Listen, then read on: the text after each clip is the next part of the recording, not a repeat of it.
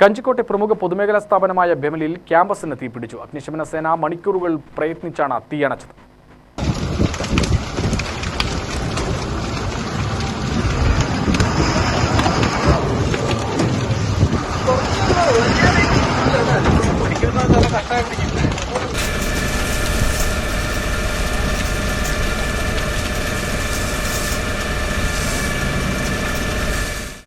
രാവിലെ 7:30യോടെയാണ് ബെമൽ ക്യാമ്പസിനുള്ളിൽ തീപിടുത്തമുണ്ടായത്.